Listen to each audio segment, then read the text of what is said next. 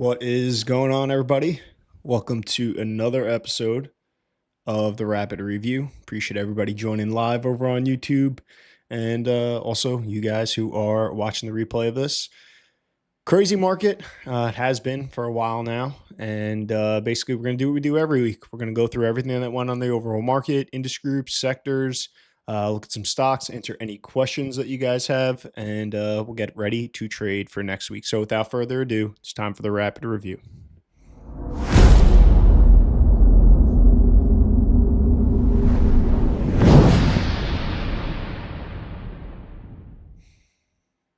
All right. Liz, appreciate you joining live. Summary market is cooked.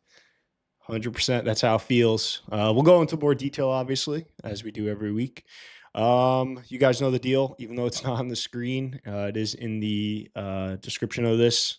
Not information. This is informational, educational purposes only, not investment or trading advice. Not sure what's going on with the screen. All right. So let's start off with the overall trend. So my stance has not changed. Hasn't changed in the last couple weeks. Downtrend exposure levels, long exposure levels, 0 to 20%. Then we have the Webby trend. If you guys don't know what that is, it is the Mike Webster 3-day trend. Kind of coded this into here, and both on the S&P and on the NASDAQ have been in a downtrend. And then my 50-day moving average trend down on the S&P, down on the NASDAQ. Currently, S&P sitting at minus 9.05% off the all-time highs. And the NASDAQ this week officially entering what people consider a correction over that 10% off of those all-time highs, now down 12.79%. Looking at the week and looking at index performance, so you can see not good for the NASDAQ, not good for the S&P, both down. NASDAQ down 3.23%, S&P down 2.12%. And you can just see overall, really just looking at the year to date, we have had a rough year for the indexes. The big thing here, though, the closing range. So you can see, I mean, closing at the lows, really, really low.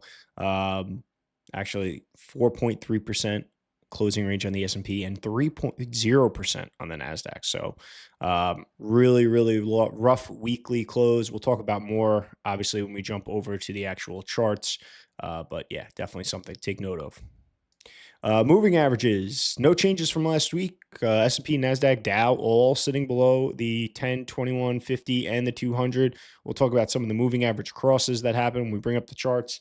And the Russell still just hanging on for dear life over that 200-day simple moving average, but below the 10, the 21, and the 50.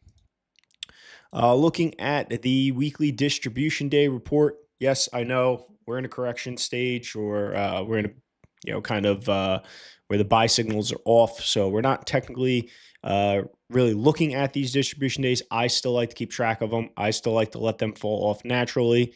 So for that purposes, we'll look, and we got 10 on the S&P, 8 on the NASDAQ.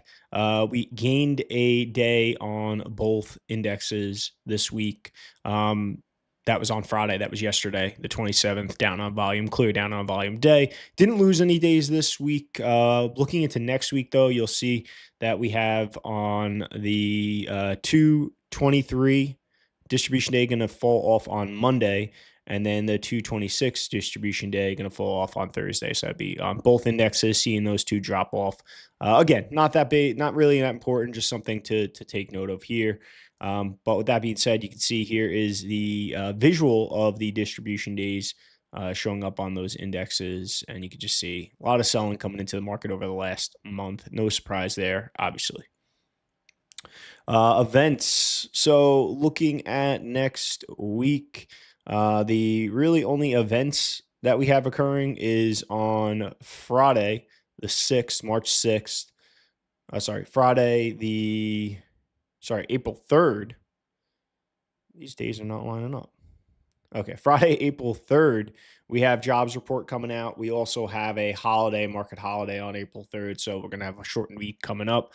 But other than that, nothing much really to talk about. And earnings, we're not really in earnings season. You can see what I have reporting that meets this criteria down here.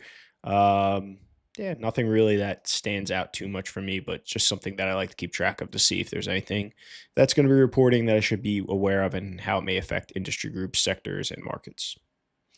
All right, so let's jump over and take a look at what's going on in the indexes. We'll start off as we always do on the daily on the NASDAQ. So just from a high level view looking at this, obviously it does not look good. Even your average person without a strategy is probably not feeling that great given how we performed this week. But let's just zoom in a little bit and take a look at kind of where we started the week, where we ended the week. So we ended the week pretty rough last week as well, closing near the lows on the week, breaking below the this low right here, the November 21st low. And that was high volume on the chart, but just also remember this was a triple witching day. As we started to get extended, market rebounded, bounced right back up, got back above those lows. But the big clear thing that I was talking about during the week was we got rejected right at that 10-day downtrending, 10-day simple moving average. And we actually closed below the open for that day.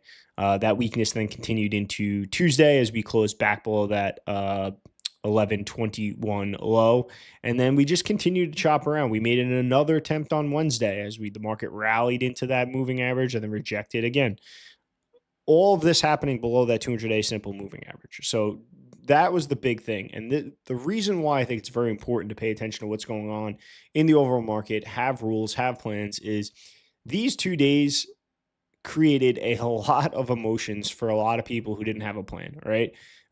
News related stuff going on in the market where Trump tweets something or some news about what's going on overseas happens and the market gaps up and everybody's like, oh, all right, everything's cool, everything's great. But if you actually have a plan and you try to ignore the news and just pay attention to how the market's acting, that was not the signal to buy. There's a reason why we have follow-through days, rally days, and things that we're looking for to tell us to get in the market, because these single up days and the market volatility in that downtrend could really drive you nuts, could really chop you up. But this action, especially getting rejected at the downtrending 10-day simple moving average and seeing how just kind of weak that close was basically what you were kind of expecting in this type of market. And especially when we had the second follow-up on Wednesday, it really wasn't surprising, I think, to many to see that the gap ups on the news and then the rejection and the weak closes, given that we were in this downtrend. But then really ending off the week, the big thing we had Thursday, big gap down, really, really weak close, coming in, going lower, breaking below that rally day zero low, which then reset the rally on the NASDAQ. And then breaking again kind of further on Friday, big gap down, and then really, really, really weak close with a big down day of 2.15%.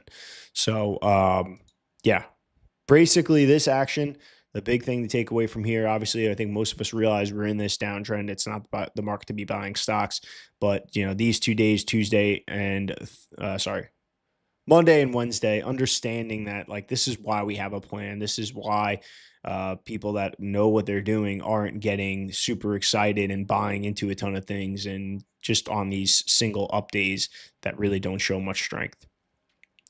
Other than that, the S&P.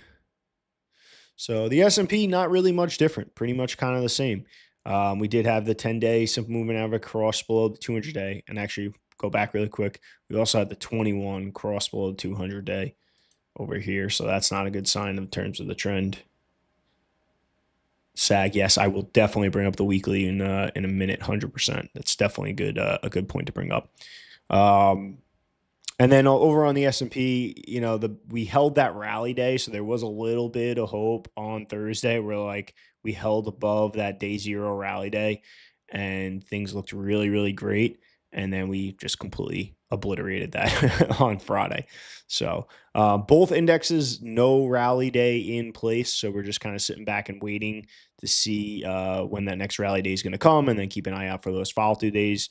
That will happen on day 4. Also, really, really recommend going and checking out the YouTube Stock Market Today, IBD, with Alyssa Coram and Mike Webster. They actually, in the beginning of that video, do a very good job of going through the rally days, the follow through days, the pink rally days, the what undercut closes and things like that that cause the follow through days and the rally days to fail. Something that I know I constantly have to refresh myself on, and Mike Webster does a very, very good job of going into detail. How to Make Money in Stocks. Yes, it's the Bible. Yes, it is a great book. There's a lot of details that do get left out. And I think Mike does a very good job of bringing a lot of attention to things that are some common misconceptions of how things are handled. So this was actually a conversation that I had during the week over on social media. And I'm glad he actually brought it up and went through, because, the day zeros, the day ones, the rally days, and all that works. Like I said, I'm not going to get into it because he does a very good job of going through it, but definitely check those out over on YouTube. All right, before we jump over the weeklies, real quick, we'll look at the Russell, right? I said this is holding up better. It does seem to be finding support at that 200-day simple moving average. So, still in a downtrend, still below that 50-day simple moving average, but just nice to see that it's at least holding the 200 for now. But overall market pressure, not very, very good. And it's been this for a while. If we're really being honest, right around in this area is when I really started to, when I went really kind of all cash. I think it was possibly on the 5th or the 4th. When we started really making those lower lows, we were starting to live below that 50-day simple moving average. We were starting to see things starting to roll over, because this choppiness was rough. And then we kind of really started to roll over. But we've been below that 50-day simple moving average for a very long time now, really. So I think to most of us, this is no surprise, right? It's kind of like we've been in that sit, wait, and see mode, knowing that this market could break either way, and being pretty, detached emotionally and just letting things kind of work themselves out. So again, another reason why I do this every week, another reason why it's important to have rules. Because yes, it's not a matter of being right or wrong. It's not like, oh, going to cashier, I knew this was going to happen. No, it's just I knew the probability of the market getting worse greatly increased. And until the market told me otherwise, I was going to sit out and wait. And that's what leads to something like this. Right. Let's go to the weekly. So the big thing on the weekly, right? And this is something that I actually talk about in that Stock Market Today video as well. It's that 40, my line is very, very faint. You might not be able to see it very well, but this dark black line, this 40-week moving average, is essentially the 200-day simple moving average. But again, these trends look even clearer, as you can see. Once we got back above it, we were up above it, above it, above it, above it, above it. And now we're below it. We're living below it. That high is below it. But really just looking at the last, what, 1, 2, 3, 4, 5, last 5 closes were just not good closes on these weekly bars. We just see these like attempted rallies and the rejection, lower, lower, lower, lower, week after week after week after week. On the volume side of things, again, this was a triple witching week, so keep that in mind. But there was really no upside volume happening anywhere in here, and all the volume was coming in on the downside, going back to really the beginning of January when you look at the weekly. So the more macro trend becoming very, very clear when you look at the weekly and just seeing how everything kind of rolled over. Again, not that we knew that we're going to keep going as low as we are right now, not that we know if we're going to go much lower or if this could be the bottom, just the fact that the probability of this poor environment and the market that we're in right now tells us that we don't want to be putting risk into the market. We want to be patient and let the market prove itself. When the market proves itself, we'll be willing to increase the risk. But until otherwise, I am staying in this posture, and hopefully you are as well. And then you have the S&P, not much different over there. Dow, not much different. The Russell, again, not too much different except finding support at that 40-week simple moving average. So, yeah, I think, and something I haven't talked about in a while, because in terms of like more the technicals of what's going on, like what areas are we looking at, the highs, the lows, and we're at a point right now where that's kind of out of the picture. I'm not really concerned about the highs and the lows. We're below the moving averages way back here. Like, I don't see something that I could expect us to, maybe find support or find resistance. it's really maybe on the upside. I'm keeping an eye on that November 21st low area because it has been an area we have chopped around. I am also probably looking right around here in the January 20th low because that seemed to be an area that we kind of had a lot of resistance, and definitely looking at longer term the 25th high and the moving averages, always looking at those things. But realistically right now, the main thing that I'm focused on is the rally days and the follow through days and the volume, and seeing if we start seeing what looks like some institutional buying and some big money coming into the market, telling us that this is a good opportunity to start testing things out, because it looks like, the big money that actually moves the market is starting to go into a bullish trend. Liz said last downturn lasted 7 weeks, if I recall. While we're here, let's see, because I want to see the exact. I want to say somewhere around end of February was about when I started getting into, when I went fully cash, somewhere around here. So let's just say like the week of February 24th.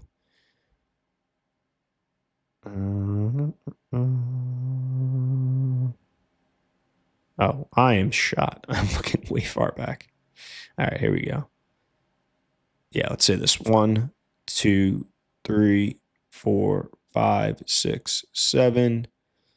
Yeah, so 7 to the low, and then I don't think we really got any follow through that was valid until I think about here, which was April 23rd. I want to say was that, because I think we had a failed one in here and whatnot. But yeah, so 7, 8 weeks, whatever anybody wants to call it. That's what it was last time. But I'll be honest, this was pretty quick. This was a rapid recovery. This was a V-shaped recovery. We saw a lot of the bases that were coming out, these just deep, quick recovery type bases.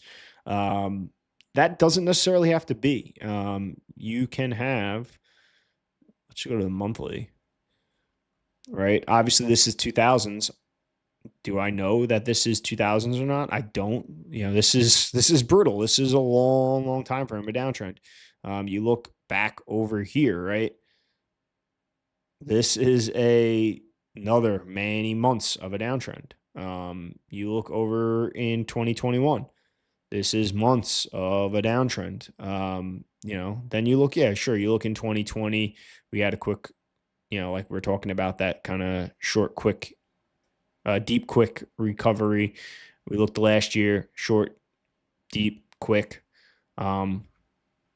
We don't know, right? And we don't even know if we're going to go lower from here. That's the whole point of what I'm saying is we could level out here, find our follow through day, and things can turn around 100%. We can also have where it goes for months. We can have where it's another V-shaped quick recovery. Like, nobody truly knows what's going on. Everybody can sit there and go, well, given what's going on in Iran and getting the Strait of Hormuz and all this, like, nobody knows. There's people doing the same thing with COVID, right? People are calling COVID, oh my God, this is already having a massive effect on our economy. It is going to just, global economy is going to be going to crap. And this is going to be a real long, rough correction. And then the market rebounded quickly, and it was probably one of the better bull markets that we've had in the last couple of years. So it's, you could say whatever you want about the news, what's going on in the economy and all this stuff, and that's fine. But, to me, price trumps it all. Where people are betting with their money is more important than anything. And once I see what people want to do with their money, and once I see what's going on with the supply and demand in the market, because that is all the market is simply us trading these 3 and 4 letter words, and it's supply and demand of how much people are willing to pay and what they're willing to sell it for. That's all it really is, if we're being honest. All right. Yep. Liz, 100%. Yeah, that was oversold quickly. This can be different, go sideways. Even some might feel is worse. Yeah, 100%. The choppiness is definitely the worst part. Like, I'm sure a lot of people in this choppiness since October, that was rough. So, all right, I don't see any questions or anything. So let's jump now over to Deepvue, and let's start looking at what's going on with some of these sectors. Be honest, it's pretty straightforward when we're looking at what's going on with the sectors. It's basically been energy. So if what we'll do right here, I can just show you is daily, weekly. Oops. Sorry, I got my drawing bars all over the place. So daily, weekly, just looking at what's going on with these trends. Energy has been super, super strong. Liz, as you just put there, oil, right? Like it's been pretty clear. And the interesting thing is like this has been very strong since before this happened. Like energy has been doing well. And the story kind of changed, right? Originally the story was, well, we need to power AI, and it's not a technology issue that we have to promote and to, or not to promote, to push AI forward. The story was we need the energy to push AI forward, to run these data centers and all these different things and support AI and the structure behind it. That was originally the story people were attaching to the energy trend.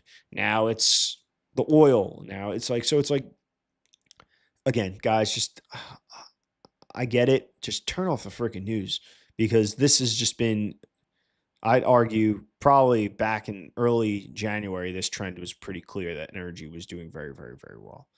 So, other than that, though, going through the week, look, we had materials look like it's trying to show a little bit of strength, but overall, still, you know, look up for the week.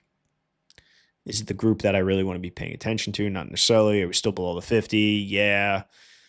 Nothing that really screams at me. Same thing looking at with utilities, like definitely looking stronger than a lot of the other groups. Is it likely that there's many stocks that I want to really trade in this? No. Yeah. Could you find some names? They're likely going to be slower, pokier names.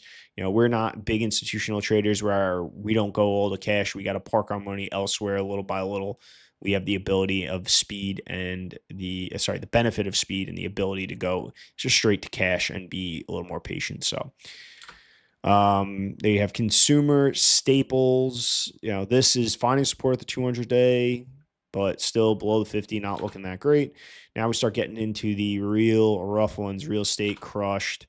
Healthcare below 200 crushed. Industrials holding up a little bit better, but not worth really anything. Consumer discretionary crushed. Financials crushed. Technology crushed. Communications crushed and back. And this is one of those things, right? So I had talked about this, right? There were some technology names holding up. Again, as a top-down trader, I want the wind at my back. I don't want to be going into a headwind. And even with some of those names, I sat out and I was patient. I knew those names could have went on without me, but I knew if we had a good, strong bull market, there'd be plenty of names to buy. But the big thing that was kind of concerning to me is this trend was not looking good, right? We were just downtrending. We were looking like we were chopping around, possibly finding support at the 200, but we were still downtrending below the 50-day simple moving average. And then people would say, oh, technology had a really, really great day today. And I'd look at this and I'd be like, okay, this is a great day, but we're still in a downtrend. One up day, we haven't even taken out and made a new high. We're just continuing to make, where it looked like it was just kind of tightening. We were going to see which way it was going to break. But overall, we were not making higher highs and higher lows. We were just kind of tightening up. And overall, the trend was in a downtrend.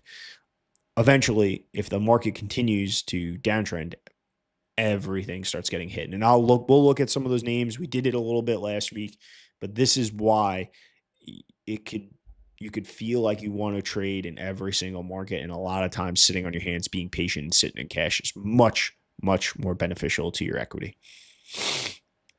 SanDisk and MU, but they got smacked too. Yep, 100% Liz. All right, so sectors, really summarizing it, energy. That's what's performing well. We're going to keep an eye on this because if the market does start turning around, there are going to be groups that start performing better than others, probably a little bit earlier. We'll start to see some of that relative strength, and we'll be keeping an eye on that. Let's look at the theme tracker. So here, no surprise. Telecom, communications was showing some strength, kind of showed a lot of weakness as we just saw those communication stuff. Oil and gas, and we're starting to see on the year-to-date things really starting to shift around. So nothing much different when looking at here. Looking at the ETF tracker. So let's do this. We're going to go in here and we're going to start with just a 3-month RS. Just looking at essentially at what's, you know what, actually, let's do this. Let's look at the 6-month RS. Starting up since we had the chop, right? Oil, gas, telecommunications. Definitely something that I'm keeping an eye on because this is looking fairly healthy, right? Lithium, battery tech, EV stuff, holding up a little bit, right? Outperforming the market, we should say. Rare earth metals was outperforming the market. Now looking like it's starting to flip support resistance kind of areas. Solar, same thing, right? Looking like it's getting crushed. This is, I always forget which one this one is. Energy, transport, storage. Okay, no surprise to see that there. Agriculture business has been healthy. Brazil, silver starting to roll over. The food and beverage, no surprise here, seeing this kind of perk up given how the market's acting. A lot of times that's where a lot of those institutions will park their money. Utilities, okay. So basically biotech got kind of hit pretty bad, starting to roll over. Infrastructure, not looking too great. What I'm doing every week, and it might not stand out right now, that AI defiance AI, is I do this every week, and slowly there's going to start to see some of these groups that look like, ooh, this seems to be bucking the trend a little bit. This seems to be showing some strength. We might not see it now. It might seem pointless now, but doing this every week is going to give you a feel for how these groups and industries and sectors and everything are acting. So when the market starts to turn around, and last year was a prime example of it, things become very, very clear on the leaders and what I want to be putting my money into. So we're going to flip through these a little bit more.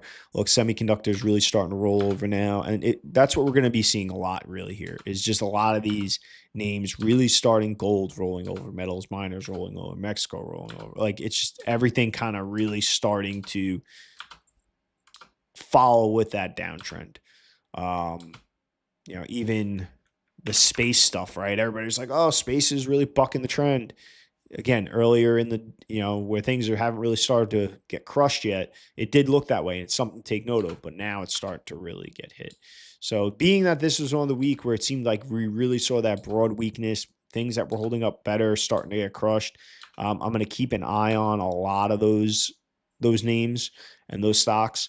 But being flexible and understanding that can all change. Last year, a prime example, there were names like Hims. That was one of those names and Duolingo, that were names that I'm like, wow, these are really bucking the trend. These are really outperforming. And things shifted and things changed. Where Hood was a name that I was like, I'm not that interested. And then all of a sudden, Hood showed a ton of strength. And then I was like, all right, I can't ignore this. And I ended up buying Hood. So there's just like, you have to just go with the flow. And as the market's giving the same way overall market's giving different signals as the sectors, industries, everything, stocks are giving different signals, doing this work to see where that strength is rolling to. And especially once that follow through day does hit, looking at what those strongest performers are. That's what's going to lead you likely into some of the leaders of the next market. And that's where, especially for a CANSLIM trader, this is like the most beautiful thing. This is where CANSLIM works great. If you're a newer CANSLIM trader who started trading in the last couple months and you're like, what the hell is this strategy?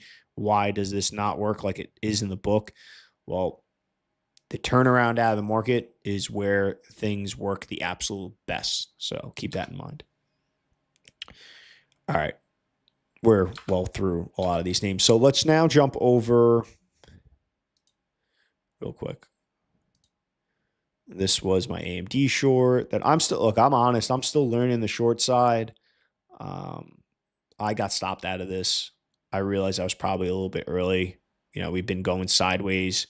We saw some kind of like attempt to do like kind of a head and shoulders type of thing over here. I'm still learning this stuff, but what I'm realizing, especially from having looked at how Gil Morales looks at shorting, I was probably a little early. We hadn't really had a lot of rally attempts in here.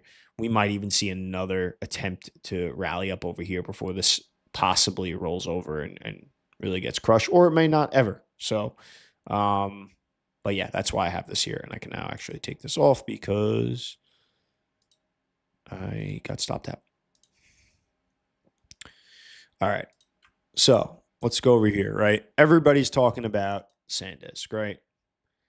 And when we look at the weekly, I want to say it looks good. And for some of the people who got in maybe way back here, even some of the people who got in here who have just a bigger, longer term position type of trade, this looks fine. It looks like I don't see really much of a reason to jump out of this just yet, especially for you longer term position traders. I I had bought back in here and sold somewhere up in here and had no position. And when this broke out of this like kind of short double bottom base right here, I sat on my hands. And the reason being is I understood that the overall market could have a lot of pressure on these names. And I rather watch this go on without me, go on another 100% move, than try to fight the odds of going against the market. It ended up working in where it did roll over and it's now back into that consolidation phase. Again, I'm not worried about being right. It's just the probability of this happening was high, which is the reason why I kind of sat on my hands. And we're starting to see that, as Liz mentioned, we're starting to see these names get hit, right? Light, right? Still looking like overall, looking very strong, looking healthy. But if you bought, depending on where you bought, you very likely stopped out of that. MU, pretty much everybody that bought MU, if you're following your stop losses, you got stopped out of that. Really, really strong. Everybody was like, MU's the leader, got crushed because the overall market is putting pressure. Fastly still trending up nicely, nothing crazy here. But we could see this correct with the market and form a base. Doc N, same thing, very similar to Fastly. This is a smaller cap name that I've been watching because I really liked what looked like some of this kind of VCP type pattern that it was showing, but earnings was also right around here, and then it got crushed on earnings, overall market rolling over. U is another name, right? Everybody's talking about you. Everybody's like, oh, the TSA and all this stuff going on with the shutdown, trying to tie a story to it. Look, overall market, they don't care. Sells off a ton, going right back into that consolidation phase. So the reasons behind it, I don't truly really care. The big thing for me is this was just if I was trying to buy longs, I knew I was in a lower probability market given how everything was acting, and I would rather watch these things go on without me than try to take a bunch of different trades, get stopped out of probably the majority of them, and then find that I am just leaking out equity when I could be sitting patiently in cash. A couple other names, right? Western Digital, right? In the same bucket as SanDisk. Seagate, same bucket as SanDisk, right? A lot of these names showing a lot of strength. Circle. This was another name. Everybody was like, wow, look at the strength in Circle. This was another name I heard a lot of people talking about, right? The Space Mobile and the space thing. 5 starting to roll over. BE really rolled over. Vert rolling back into this kind of sideways action. Fix hasn't really had any legs. Like the point of what I guess I'm getting into here, right? Even this right here, Next Power. You got all of these names, right? That everybody's been saying, these are leaders, these are leaders, these are leaders. And yes, they were. But to me, as a top-down trader, and I think many CANSLIM traders, as a top-down trader, when the overall market is against you, it's important to be comfortable with knowing that these names may break out and they may go on without me, but I don't want to be trading in a market like this. I much rather be patient. And if the market turns around and we get a good, strong bull market, there will be plenty of names to buy and plenty of profits to be had. I don't need to just have this, handful of stocks that I am looking to buy. Play the environment that you're in. Sometimes it works out for those that were just like, screw it, I see names breaking out, I'm trading it. But a lot of times, at least from what I've noticed, is it doesn't. And eventually those names tend to roll over with the market if the market rolls over. So All right, what else? These are some tech stocks that are looking good so far. Dell. Okay, yep. So I have this one right here. Santa Corporation, definitely. Let's see. Light, we just looked at Dell. Good old Dell. Yep, Dell looking very, very strong.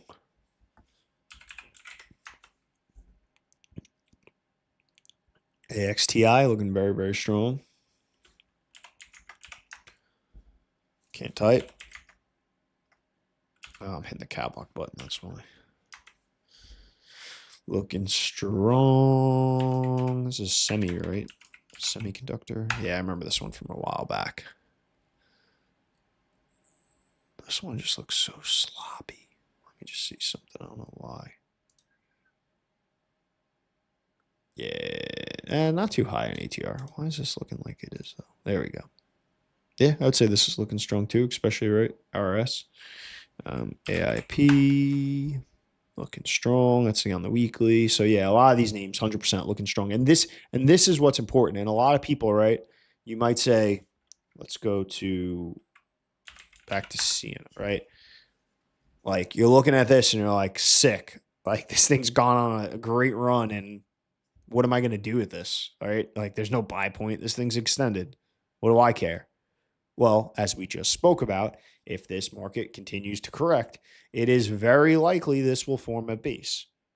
And it'll probably correct maybe 20, maybe 30%. It'll correct less than the market and it'll give those entry points, right? Not necessarily that it's 100% going to happen, but there's a high probability of that happening. So seeing these names that are holding up now and seeing how they react as the market continues, or if the market continues to roll over, can lead you to those next names. So even the names that you can't buy because they're super extended, like a SAG is doing right here, this is extremely important. SAG also said, but remember, they can still fall as the market keeps going down, but a new set will start to show up. Yes, and that's the other thing too. I think I said it before, and I know I'm repeating myself a lot because I'm just trying to really hammer home certain things about what we're doing in this environment. Just because a name was either a prior leader, is currently leading, whatever it may be. Again, we don't know when this market could turn around. It could turn around tomorrow, or not tomorrow because that's Sunday. It could turn around Monday. It could turn around in 2 weeks. It could turn around in 2 months. It could turn around in 2 years. We don't know. And just being aware of what is showing that relative strength and being prepared for when we get those signals that the market is starting to turn around, that is the key thing. And then even then, some will fail, some will work. It's not a matter of like, oh, these are 100% the names that are going to work out. That's why we have stop losses. That's why we trade the way that we trade. Everything is just based off putting ourselves in a high probability situation with good risk reward to based on historic information that has been going on for hundreds of years, we can find leaders in the market. You're not going to catch every leader. But I will promise you, if you trade properly, especially I know a lot of people trade somewhat different, but especially those CANSLIM traders, you will be able to find some big leaders, 100%. And it's not that difficult. I've seen people I've done it myself. Within my first like 2 weeks of trading, at the time Square was a stock that went up like almost 90, 100% in a couple of weeks. And all I did was follow my rules. All I did was look at the CANSLIM characteristics and it led me in the right direction. And for those who don't care much about fundamentals, look, I think it's just the main thing we're looking for is relative strength. A good environment, relative strength. High probability setups, what looks like is outperforming everything else, telling us that the big money is putting money towards this. Those two things are what we're looking for. And then good risk management, good psychology to maintain those rules. That summarizes essentially most people's trading strategy. All right. All right. So let's kind of wrap this up a little bit. Look, exposure levels, I didn't really kind of touch upon that because I think it's pretty straightforward. Sitting on my hands. I'm going to be honest. I am trying to learn a little bit of the short side. As you saw, I took a little dab at AMD. I'm still learning that. I'm taking small positions. I'm taking low risk entries. I'm not trying to just chop my portfolio up because I'm trying to learn the short side. But uh, and this is another coming from somebody who's now been trading for a while and trying a new approach to the market. Look, it's one thing to read, right? It's real simple to read books and watch webinars and all this stuff and be like, I understand it. And then to do it with real life money is a little bit different. So that's where I'm saying I'm learning it, and still getting comfortable and getting my eye tuned to those setups. So, but from the long perspective, it's, to me, it's 0 to 20%. Even if you're a long-term position trader and you want to maybe you have a longer-term stock that you've been holding for a while that is holding up fairly well, hasn't hit any stops. At the very least, I'd be reducing to like somewhat of a core position, instead of going and turning and just letting maybe a giant position just run wild and watch this correct 20, 30%. Not only just because of the equity loss, but just the mental side of that, watching a large chunk of your portfolio go and then seeing you start to probably underperform the market. Next thing I'll add, if you are flat, if you are green, you're outperforming the market. And for me, as a trader, the bare minimum to trade is to outperform the market. If I'm not outperforming the market, then what am I, like, at this point? Shouldn't I just put my money in the QQQs and just call it a day, or put my money in a mutual fund and call it a day? So if you are out just even flat down slightly, you're outperforming the market. Be proud of that. And know that if we get this next bull market anytime soon, that's where the outperformance is really going to come. So that's where you're going to see the bulk of the equity growth happening.